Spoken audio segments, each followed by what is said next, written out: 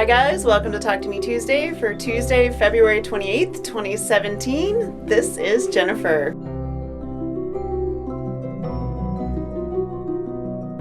We're back in the sewing room this week, and I have a few very fun things to share with you guys. Nothing super big, but a few fun things. As you could see from the intro, Marie is doing much better, and I want to thank you guys for the well wishes. She's almost back to her same energetic self, and she's doing pretty good for a 10-year-old cat. Monday was the fourth Monday of the month, so we got another paper piecing vintage, and as you guys have probably already heard me say about a dozen times by this point, the second and fourth Mondays are our paper piecing vintage days. Paper piecing vintage is my 2014 quilt along, and this year we're doing it again, and the whole pattern is available. If you just want to do one block, you can buy just one block. I'm releasing them as we go in single patterns. The entire set is available. They're 6 inches and they're 12 inches. Both of those are included in your pattern, plus your layout, plus your borders and everything. All your fabric information is there. This week's block was block number 4, which is the original April, and this is Rambling Maid.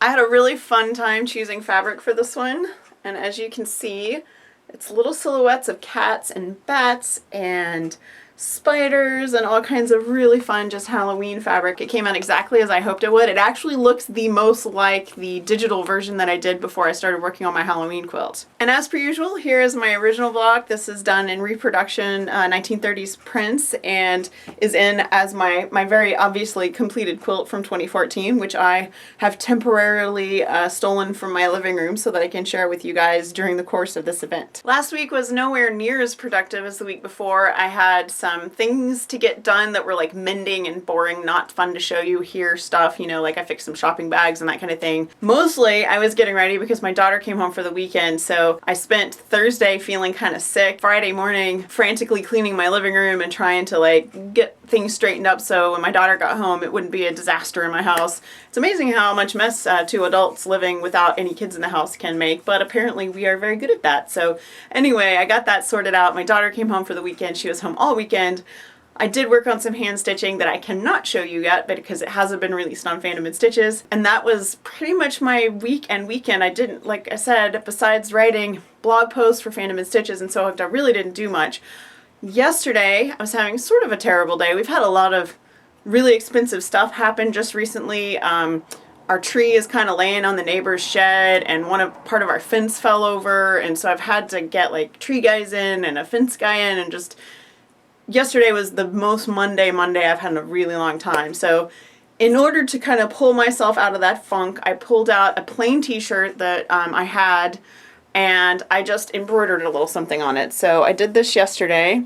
This is just a little flower design that was included in my my Brother embroidery machine. It's just one of the designs that's in the machine. I just flipped through the book, found something I like, and picked some fun purple thread, stitched it out, used a little wash away stabilizer, threw it in the wash last night, and it's ready to wear today. And because of the placement, I can't even, it doesn't have the interfacing washed away, so there's nothing on the back. Because of the placement, it's on my bra strap. I don't even notice it. So it's really nice. I think I might do this to a couple more shirts with some other designs. I just don't particularly know what yet. Just doing this one little thing yesterday made the whole day feel like it wasn't such a stressful, like money spending kind of day. So that was really nice. It was very helpful. There's nothing in the world quite like craft therapy. If you are in the Sewhooked Facebook group, today is your last day to share your Sewhooked photos from February to enter to win this lovely fat quarter pack. It is 12 fat quarters, 6 pairs of coordinates, and one person that shares photos with the Sewhooked Facebook group, link in description, will win this fat quarter bundle. It came from my personal stash, and I hope that whoever wins it really enjoys it. Our January winner was Rainy, and she very generously sent a surprise to me that she said I could keep for myself or I could use as a prize, and I'm choosing to use it as a prize. This will be the March prize for the Sewhooked Facebook group. So again, link in description. It is this package of Crayola vintage color fabric. One person from the Sewhooked Facebook group who shares a picture of a Sewhooked project in March will win this box of Crayola fabric. So isn't that just awesome? So just to be specific, Sewhooked patterns means something I designed. If it's fandom and stitches and I designed it, you can also share that. Primarily it's Paper Piecing Vintage, it's Free Pattern Friday, it's stuff that I've posted on my website that I've designed.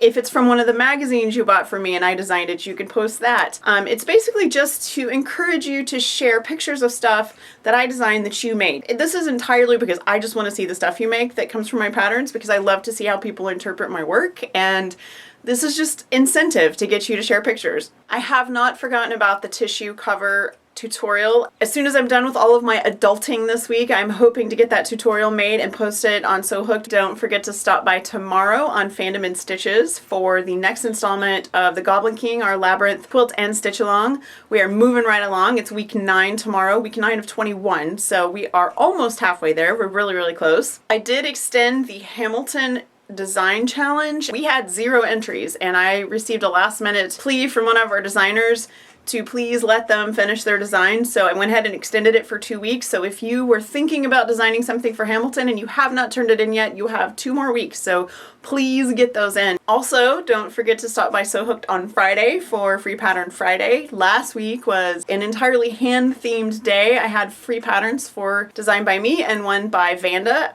that were all hand-themed. And this week we're going to go back to just one pattern, but I think there will be occasions in the future where there will be more than one, just because sometimes, you know, I don't know if you guys noticed, but I really like themes, so we may go back to having a theme at some point. So that's it. You guys have a fantastic week. Don't forget that if you want to share a video, share it on ttmt.livejournal.com. Just upload it to YouTube, share the link to LiveJournal, and then you can be part of our little crafty community. I am going to go and get this done, and fingers crossed to get a tutorial written for you guys today. I will see you next week.